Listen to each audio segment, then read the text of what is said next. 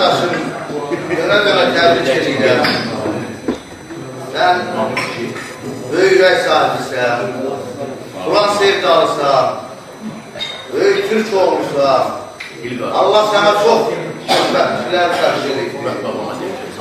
Gözəl bir diyardansan, gözəl diyarın olursan, gözəl dilin var, gözəl havasın var, ləhcən var, gözəl hərflər bilirsən, nələr deyirsən, nələr bilirsən, ağır alim deyirsən. Allah sana bu iki hərfləri də bəxş edir. Bizim Azərbaycanımızda bizim 34 hərfimiz işlənsin. Var an, var an. An yada sağ deməkdir, an da var. Yani bizim bu dildir, bu dədə döy sözü dədə. Ağrın alim diyor, ağrın alim. Allah sizi heç vaxtı yormasın bu yolda. Kur'an yolunda yorulmamışlar. Və siz əlbəttə saza sözə bağlı olmalısınız. Bu forma kimləri yetirir? Allah rəhmət eyləsin bütün keçənlərə və son dövrümüzün belə deyək, azman şairi, azman sənətkarı Şair Zəlimxana Allah rəhmət eyləsin. Şair Zəlimxanın mən hər yerdə deyirəm ki, Aşıq Ələsgər aşıqların konstitusiyasını yazmışsa da aşıq olub diyar gəzərin nəzər başdan bir kanalı gərəkdir. Şair Zəlimxan yazdı. Ey dələm, nələ yazdı söhbətimə, sözümə, sənətkarın sazındakı tel bərəkə Allah desin. Xalq ucaqlar sənətkarı, xalq üçün yanmaq gərək. Elə yan ki ateşmə, kül bərəkə Allah desin. Mən şairəm deyən kəsin ürəyi gözdən gərək. Ağır olsun, inciməsin, hər quru sözdən gərək. Qiymətini el içində salmasın, gözdən gərək. Yeriyəndə arxasınca el bərək Allah. Ay Zəlimxan, dəryaq olsan, ded anladan azam mən. Gəl özümdən dən vurma ki, yayam, qışam, yazam mən. Tel olmamış, söyləmə ki, bir sədəfi sazam mən.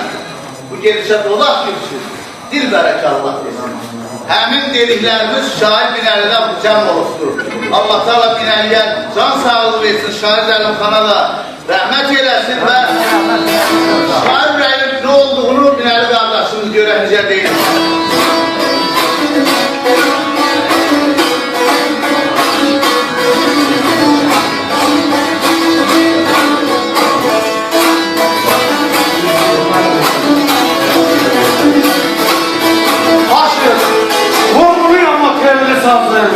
Birer havasından değil, kadın alır. Oku, koy körünü yandırsın sesin. Dumanlı ruhun, karlı kəpəsin.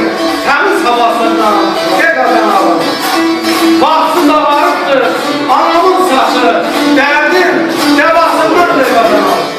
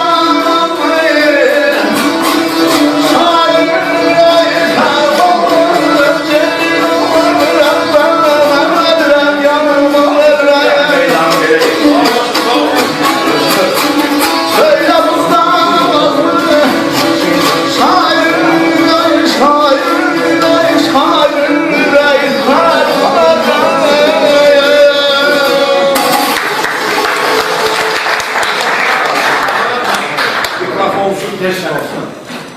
Allah kabul etsin. Eşk olsun. Gelişine çok sevindim. Allah sağ olsun. Yorulma. Allah həmişə yolumuzu açıq eləsin. Zehninizi də sıxlar versin.